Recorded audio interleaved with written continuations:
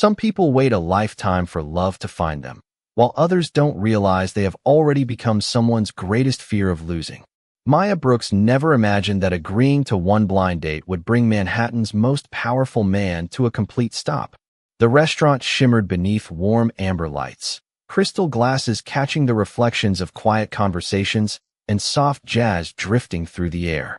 Everything about the evening felt carefully arranged, from the fresh white roses at the center of the table to the polite smile of the man sitting across from her. Ethan Reynolds was kind, successful, and exactly the type of person her best friend insisted she deserved after years of putting everyone else before herself. He laughed easily, asked thoughtful questions, and never once looked at his phone. For the first time in years, Maya allowed herself to believe that maybe life could become something larger than endless work, quiet evenings, and dreams she had long ago packed away. She wrapped both hands around her glass of sparkling water, feeling the cool condensation against her fingertips as Ethan asked what made her smile outside of work. She hesitated. It had been so long since anyone cared enough to ask that simple question. Before she could answer, the atmosphere changed. It wasn't loud. It wasn't dramatic. It was simply the strange silence that spread across a crowded room when every conversation ended at the exact same moment. Forks stopped moving. Glasses remained suspended halfway to waiting lips. Even the piano player missed a note. Maya looked toward the entrance. 6 men in tailored black suits stepped inside with quiet precision, each one carrying himself with calm confidence instead of urgency. They weren't causing a scene. They didn't need to. The room reacted before they spoke a single word. Then he appeared. Adrian Castellano walked through the doorway as though time itself had adjusted to his pace. His charcoal suit fit with effortless perfection, his white shirt open at the collar just enough to soften the sharp lines of his otherwise unreadable expression. His calm blue eyes swept across the dining room until they found Maya. They never looked away again. Ethan noticed her attention shift and politely turned to see what everyone else was watching. "Do you know him?" he asked, unaware that half the restaurant had quietly begun pretending not to stare. Maya felt her heartbeat stumble. Of course she knew him. Adrian Castellano owned the Fifth Avenue penthouse where she worked as a housemaid. For nearly 8 months, she had polished marble floors, folded pressed shirts, arranged fresh flowers in rooms larger than her childhood home, and spoken fewer than 100 words directly to the man now walking toward her table. He barely acknowledged anyone outside his inner circle. At least that was what she had always believed. Adrian stopped beside their table. The silence became almost tangible. Maya slowly stood, unsure whether she should apologize for being away from work or explain that tonight was her only evening off. Instead, Adrian pulled out the empty chair beside her with effortless composure and looked directly into her eyes. There was no anger, no smile, only an emotion she had never seen on his face before, something dangerously close to vulnerability, hidden beneath absolute certainty. His voice remained low enough that only the nearby tables could hear, yet somehow every person in the restaurant seemed to catch every word. "Maya," he said calmly, "come home with me." The words hung in the air like a secret finally refusing to stay hidden. Ethan looked between them in complete confusion. Maya's breath caught somewhere between disbelief and embarrassment. Adrian's gaze never left hers. For the first time since the day she entered his home carrying nothing but a cleaning uniform and quiet determination, the man who always acted as though emotions were beneath him looked at her, as if losing her had suddenly become the one thing his power could never control. 8 months earlier, Maya Brooks stood outside the towering Castellano residence with a single suitcase, a neatly folded employment letter, and exactly $43 left in her checking account. The mansion rose above Fifth Avenue like a world built from polished limestone, black iron gates, and impossibly tall windows that reflected the Manhattan skyline instead of revealing anything inside. She had cleaned apartments before, worked hotel housekeeping shifts, and spent weekends helping elderly neighbors organize their homes. But nothing had prepared her for a place where every hallway echoed with quiet elegance, and every room seemed untouched by ordinary life. Mrs. Eleanor Hayes, the head housekeeper, welcomed her with a calm smile that carried years of experience. She explained the rules with practiced precision. Every room had a schedule. Every employee had assigned responsibilities. Privacy mattered more than perfection. Questions were unnecessary. Curiosity was discouraged. Respect was expected from everyone, regardless of position. Maya nodded after every sentence, grateful simply to have stable work. Her mother had spent years teaching her that dignity did not depend on the uniform someone wore, but on the way they carried themselves while wearing it. Maya remembered those words every morning as she tied on her simple black apron and quietly began another day. The mansion followed an almost musical rhythm. Fresh flowers arrived before sunrise. Breakfast was served at exactly 7 o'clock. Meetings filled the West Wing during the afternoon. By evening, silence returned as though the enormous home itself had decided to rest. Adrian Castellano existed somewhere inside that rhythm, yet rarely crossed paths with the household staff. Maya caught brief glimpses of him from distant hallways or through reflections in polished glass. He always walked with measured confidence, dressed in tailored suits, speaking little but somehow commanding complete attention without raising his voice. Employees instinctively stepped aside when he approached, not because anyone demanded it, but because his quiet presence naturally created space around him. Maya did the same. She believed that was exactly how life inside the mansion was supposed to work. Invisible people stayed invisible. During her third week, while arranging books inside the private library, she accidentally knocked a leather-bound volume from the highest shelf. It landed with a dull thud against the hardwood floor, breaking the silence that surrounded the room. She immediately knelt to retrieve it, embarrassed by the noise. Another hand reached the book at the exact same moment. She froze. Adrian picked it up carefully, brushed away a trace of dust with his thumb, and placed it back into her hands. "Wrong shelf," he said quietly, noticing the tiny catalog number attached inside the cover. "History belongs on the east wall." His voice carried neither criticism nor impatience, only simple observation. Maya apologized softly, expecting him to leave without another word. Instead, he looked toward the empty shelf for a brief moment before turning back toward the hallway. "Everyone makes mistakes on their first month," he said before disappearing around the corner. It lasted less than 15 seconds, yet the exchange stayed with Maya for days. Not because it felt romantic or extraordinary, but because it reminded her that the intimidating man everyone spoke about in whispers had treated her with unexpected courtesy. She assumed he would forget the conversation before lunchtime. She certainly never imagined he would continue noticing the smallest details about her life long after she convinced herself she had become just another quiet face working behind the walls of his carefully ordered world. Maya settled into the quiet rhythm of the Castellano residence with the same determination she had carried through every difficult chapter of her life.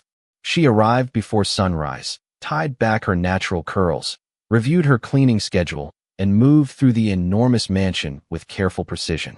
She never lingered where she did not belong and never expected anyone to notice whether she had been there at all. Yet small things began happening that she could never quite explain. One rainy Tuesday morning, she reached the employee entrance carrying a grocery bag because her umbrella had snapped in the wind during her subway ride. Before she could apologize for dripping water onto the marble floor, Mrs. Eleanor Hayes handed her a brand new umbrella still wrapped in clear plastic. "Management asked that this be available for any employee caught in the rain," she said with a warm smile. Maya thanked her without another thought. A week later, the heavy supply cart she pushed every afternoon had quietly been replaced with a lighter model that rolled almost effortlessly across the polished hallways. Another employee joked that someone upstairs must finally care about their backs. Maya laughed politely, believing it was simply overdue maintenance. During another busy afternoon, she skipped lunch because one of the guest suites required extra attention before visitors arrived. When she finally reached the staff dining room, convinced every tray would already be empty, she found a fresh meal waiting beneath a covered plate with her name written neatly on a small card. Eleanor simply smiled and said the kitchen had prepared one extra portion. Maya accepted the explanation because she had no reason to question kindness. What she never saw were the quiet conversations taking place beyond the doors that always remained closed to household staff. Adrian had begun asking brief questions during his morning meetings. Had everyone received new winter coats before the temperature dropped below freezing? Were the cleaning carts causing unnecessary strain? Had the kitchen adjusted schedules so no employee missed lunch during busy weekends? His assistants answered each question without realizing one specific person quietly stood behind every decision. Adrian never mentioned Maya by name. He did not need to. His attention naturally drifted toward details connected to her without anyone noticing the pattern except his oldest advisor, Vincent Moretti. One evening, Vincent watched Adrian pause beside the security monitors in the office. More than 30 camera views covered entrances, gardens, hallways, and service corridors. Adrian's eyes rested for only a few seconds on one screen where Maya carefully helped an elderly florist carry heavy flower boxes through the side entrance. She smiled warmly, accepted nothing in return, and hurried back to finish her shift before anyone could thank her. Vincent folded his arms with quiet amusement. "You have looked at that hallway 3 times today," he observed. Adrian remained silent for several moments before answering without taking his eyes off the screen. "She always makes sure everyone else leaves first." Vincent raised an eyebrow. "That seems like an unusual detail for someone who claims not to notice the staff." Adrian finally looked away from the monitor, his expression returning to its usual calm restraint. "Leadership begins with noticing the people everyone else overlooks," he replied evenly. Vincent accepted the answer, but he had known Adrian for nearly 20 years. He recognized the difference between simple observation and quiet admiration. Meanwhile, Maya walked home that evening believing the world had remained exactly the same. She never imagined that nearly every small kindness brightening her difficult days had begun with a man who had convinced everyone, including himself, that keeping his distance was the wisest choice of all. The weeks slipped by with quiet predictability, and Maya convinced herself that life inside the Castellano residence would always remain comfortably simple. She worked, returned to her small apartment in Queens, called her mother every Sunday afternoon, and carefully avoided imagining a future beyond paying bills on time. Romance belonged to other people, people with flexible schedules and confidence she had never learned to borrow. Whenever coworkers teased her about never dating, she laughed it away and insisted she was too busy. The truth felt heavier. She had spent so many years surviving that she no longer remembered how to let someone truly know her. That changed one Friday evening when her closest friend, Lauren Mitchell, appeared outside the employee entrance carrying 2 iced coffees and the determined smile Maya knew usually meant trouble. Lauren listened patiently as Maya listed every reason she should not waste time meeting a stranger. She had laundry to finish. She had groceries to buy. She had an early shift the next morning. Lauren folded her arms and shook her head. "Those are responsibilities," she said gently. "They are not a life." Maya looked down at the sidewalk without answering. Lauren continued more softly. "You spend every day taking care of everyone else. Maybe it is time to let someone take an interest in you." Maya sighed. Before accepting the small card Lauren slid across the cafe table. It contained only a first name, Ethan Reynolds, along with the address of a quiet restaurant in Midtown for the following Thursday evening. "One dinner," Lauren promised. "If you do not enjoy yourself, I will never bring it up again." After several long moments, Maya smiled with reluctant amusement and finally nodded. One dinner. She believed the decision was so ordinary that it could not possibly matter to anyone beyond herself. Back at the mansion the following week, she requested Thursday evening off nearly a month in advance, apologizing for the inconvenience even before anyone responded. Eleanor reviewed the schedule, smiled warmly, and approved the request without hesitation. "Everyone deserves a little happiness," she said. Maya thanked her, unaware that the approval form would eventually reach Adrian's office among dozens of routine administrative documents requiring his signature. Late that afternoon, Adrian finished reviewing contracts before absent-mindedly turning another page. His pen stopped the instant he noticed a single line mentioning Maya Brooks and a personal evening leave request. He stared at the paper several seconds longer than necessary. Vincent happened to walk into the office carrying financial reports and immediately noticed Adrian had not moved. "Something unusual?" he asked. Adrian calmly placed the document back onto the stack. "No," he answered with practiced composure. "Nothing important." Yet after Vincent left, Adrian quietly pressed the intercom button. "Has Miss Brooks ever requested personal leave before?" he asked his executive assistant. There was a brief pause while records were checked. "No, sir. This is her first request since she joined the household." Adrian thanked her and ended the call. He leaned back in his chair, looking out across the Manhattan skyline, glowing beneath the setting sun. He told himself it was none of his concern. She was free to spend her evening however she wished. She owed him nothing beyond honest work during business hours. Every logical thought agreed with that conclusion. Unfortunately, the quiet uneasiness settling somewhere deep inside him refused to listen to logic, and for the first time in many years, patience no longer felt like one of his greatest strengths. Thursday arrived with the crisp warmth of early autumn, the kind of Manhattan evening that painted every glass tower in shades of gold before the city surrendered to night. Maya finished her shift with unusual care, changing out of her work uniform in the employee lounge and into a simple navy blue dress she had almost talked herself out of wearing. It was elegant without trying too hard, paired with comfortable flats instead of high heels, because she had learned long ago that confidence never came from expensive shoes. Eleanor smiled when she saw her. "You look wonderful," she said sincerely. Maya laughed softly and thanked her, insisting it was only dinner with someone she had never met.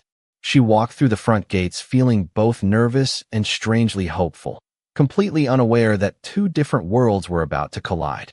Upstairs, Adrian sat at the head of a long conference table surrounded by executives discussing a major acquisition that would reshape several businesses before the end of the year. Charts filled the large display screens, voices exchanged projections, and every decision carried the weight of millions of dollars. Normally, Adrian listened with remarkable focus, catching details everyone else overlooked. Tonight, however, his attention wandered for reasons he refused to acknowledge. Vincent noticed first. Adrian had not corrected a single financial estimate in nearly 15 minutes. That had never happened before. Then Adrian's phone vibrated once against the polished wood table. He ignored it. Seconds later, it vibrated again. His executive assistant had marked the message urgent. Adrian quietly glanced down. The notification came from the household scheduling office confirming that Miss Maya Brooks had officially checked out for approved personal leave at 6 o'clock sharp. He stared at the screen longer than necessary before locking the phone without comment. The meeting continued, but the numbers no longer held his attention. Finally, Vincent leaned slightly closer and spoke in a voice only. Adrian could hear. "If your mind is somewhere else, reschedule the meeting. Everyone here will understand." Adrian calmly folded his hands together. There is no reason to interrupt business. At that exact moment, another message appeared from his head of security. It was routine. The security team often reported unusual activity involving household staff simply to maintain accurate records. The message contained only one sentence. "Miss Brooks has arrived at Wellington House Restaurant. She appears to be meeting someone for dinner." Adrian felt something unfamiliar settle heavily in his chest. It was not anger. It was not fear. It was the unmistakable realization that someone else might soon occupy the place in Maya's life he had silently protected for months without ever asking whether he deserved that privilege. Around the conference table, another executive continued presenting quarterly forecasts, completely unaware that Adrian had stopped hearing every word. The room remained silent as Adrian slowly stood from his chair. Every conversation immediately ended. No one questioned him because no one ever needed to. He buttoned his jacket with measured composure, picked up his car keys, and looked toward Vincent. "Continue without me," he said evenly. Vincent searched Adrian's face for a long moment before quietly asking, "Is this business?" Adrian paused only briefly before answering with complete honesty for perhaps the first time that evening. "No," he replied. "This is personal." Without another word, he walked toward the elevator, leaving behind an entire room of astonished executives while, several miles away, Maya smiled politely across a candlelit table, believing she was beginning an ordinary evening that neither of them would ever forget. The first 20 minutes passed more smoothly than Maya had expected. Ethan was thoughtful without trying too hard, funny without demanding attention, and genuinely interested in listening instead of simply waiting for his turn to speak. They talked about favorite bookstores, childhood memories, and the hidden coffee shops scattered across Manhattan that tourists never seemed to find. Maya found herself laughing more than she had in months, surprised by how natural the conversation felt. For the first time in years, she stopped thinking about work schedules and tomorrow's responsibilities. She was simply present. Ethan smiled as their dinner arrived. "I am glad Lauren convinced you to come," he admitted. Maya looked down with a shy smile. "Honestly, I almost canceled 3 different times. I am glad you did not. Before she could answer, an unusual stillness drifted across the restaurant. It began near the entrance, spreading table by table like a ripple across perfectly calm water.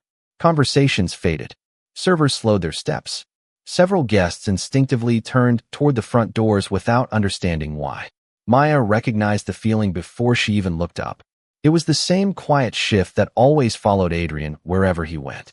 6 security professionals entered first, dressed in perfectly tailored black suits, moving with calm professionalism that drew attention without creating fear.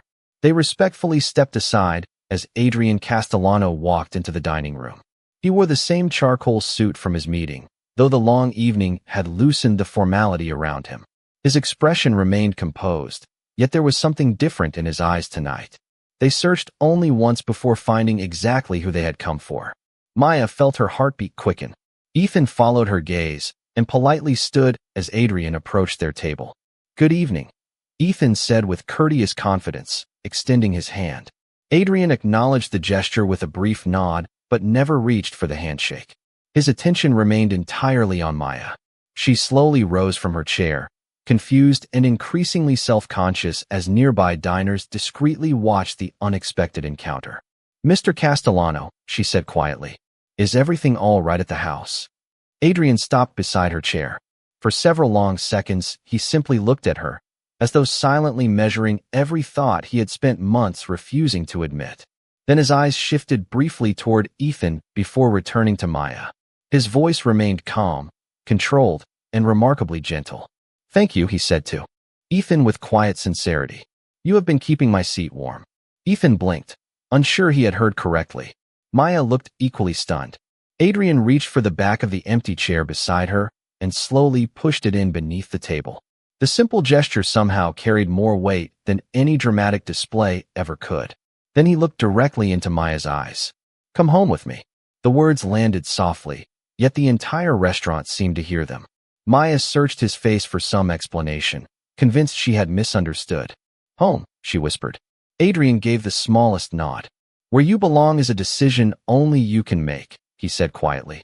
"But before another evening passes, I need you to know that watching someone else imagine a future with you made me realize I have been imagining that same future for far longer than I allowed myself to admit." No one spoke. Even the background music seemed impossibly distant.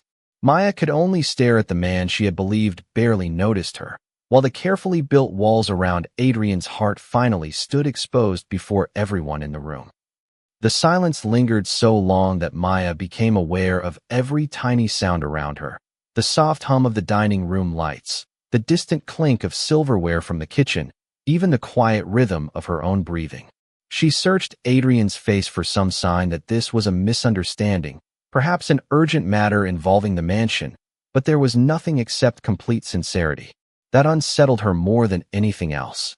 She slowly stepped back from the table, creating a respectful distance between them.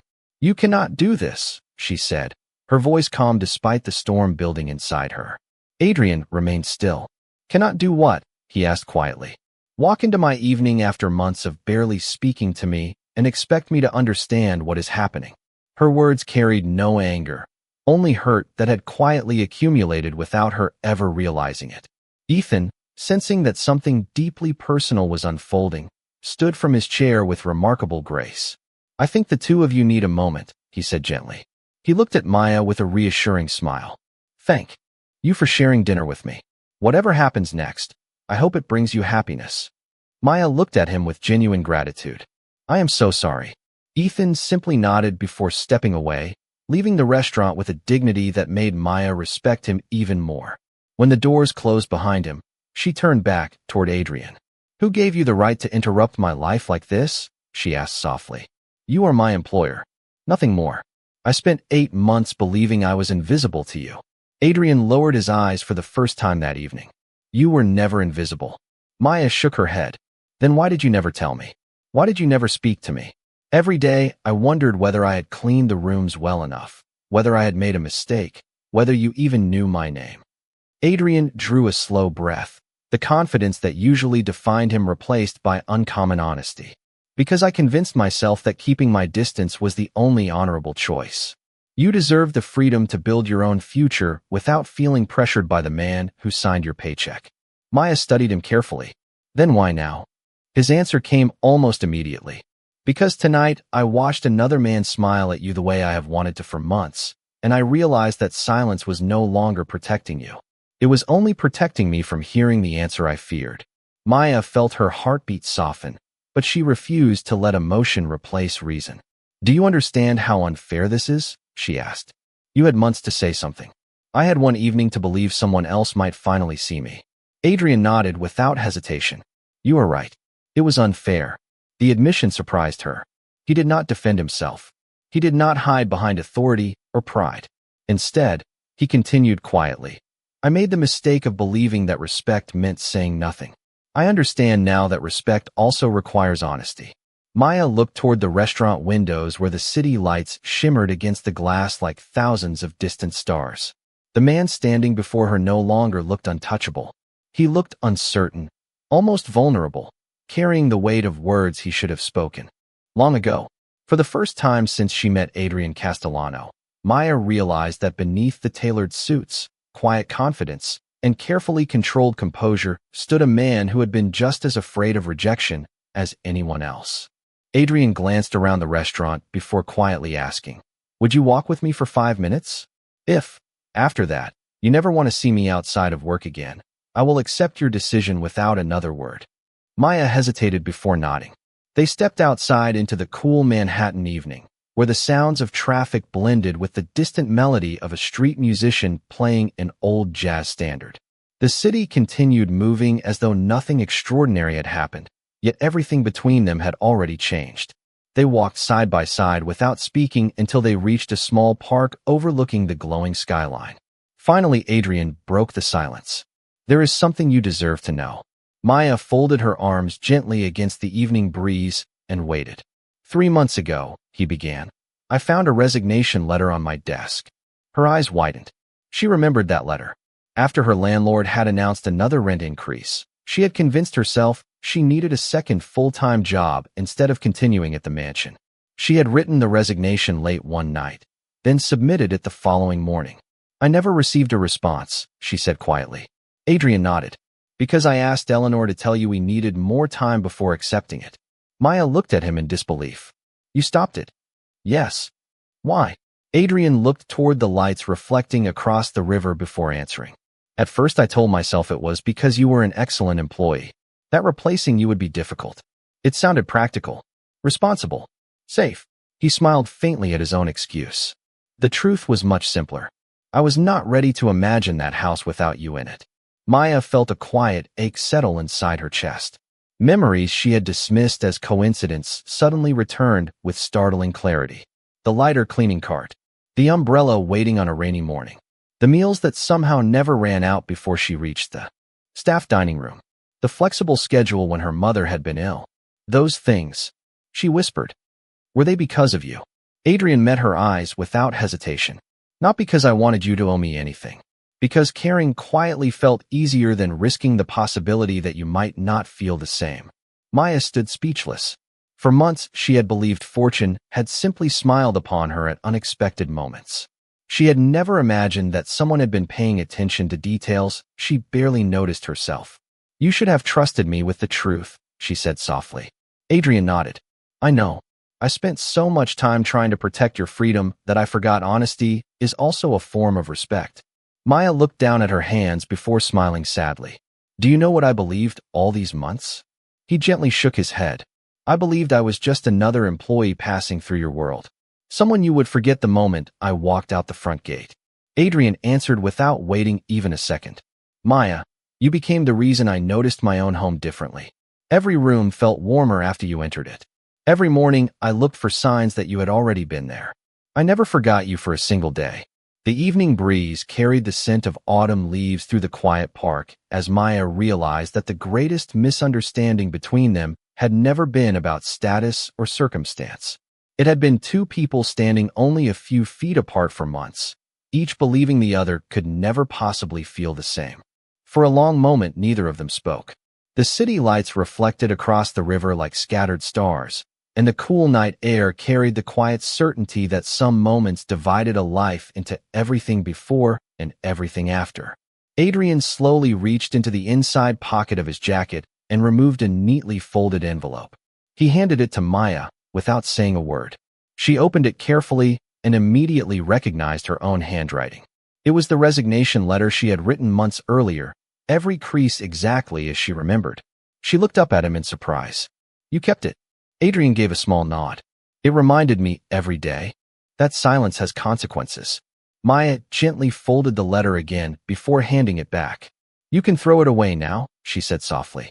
Adrian smiled for the first time that evening. Not the polite expression people expected from a successful businessman, but a quiet smile filled with genuine relief. "Only if you are certain you will never need it again."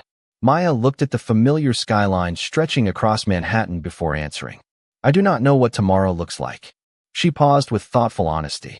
"But I do know I do not want decisions made for me anymore. Not by fear, not by circumstance, not even by you." Adrian accepted her words without hesitation. That is exactly how it should be. They returned to the restaurant together, not because either of them wished to continue the interrupted evening, but because there was one final conversation that deserved respect. Ethan was still there, quietly finishing a cup of coffee while reading messages on his phone. As Adrian approached the table, he spoke first. "I owe you an apology." Ethan looked up with calm curiosity. Adrian continued without hiding behind status or pride. "I allowed my emotions to overtake my judgment. You deserved better than the way I interrupted your evening." Ethan studied him for a brief moment before smiling warmly. "The apology tells me everything I need to know." He turned toward Maya. "You have someone willing to admit when he is wrong. That is rarer than people realize." Maya thanked him sincerely for his kindness and honesty throughout the evening. Ethan wished them both well before leaving with the same quiet dignity he had shown from the beginning. As the restaurant doors closed behind him, Maya turned toward Adrian. "There is something else that has to change." Adrian listened carefully. "If we are going to discover whether this feeling is real, I cannot continue working for you." He nodded immediately. "I already expected you would say that. Tomorrow I will finish my responsibilities properly, and after that I will build my own career." Adrian smiled with unmistakable pride. "And I will support that decision only in the ways you choose, never in the ways you do." "Not." Maya laughed softly. "You are finally learning." He offered his hand, not as a command, not as a promise, but as a simple invitation. "Maya Brooks, would you allow me to take you to dinner next week, with no surprises, no security entering the restaurant, and no interruptions?" She looked at his outstretched hand, remembering every misunderstanding, every quiet act of kindness, every word left unsaid until tonight. Then she placed her hand gently in his. "Yes," she answered with a smile that reached her eyes. This time, we start at the beginning. Together, they stepped onto the sidewalk as two ordinary people walking into an uncertain future, leaving behind the distance that had once separated employer from employee and choosing instead the far more difficult path of honesty, mutual respect, and trust. And on that quiet Manhattan night, neither power nor wealth changed either of their lives. It was the simple courage to finally speak the truth that changed everything.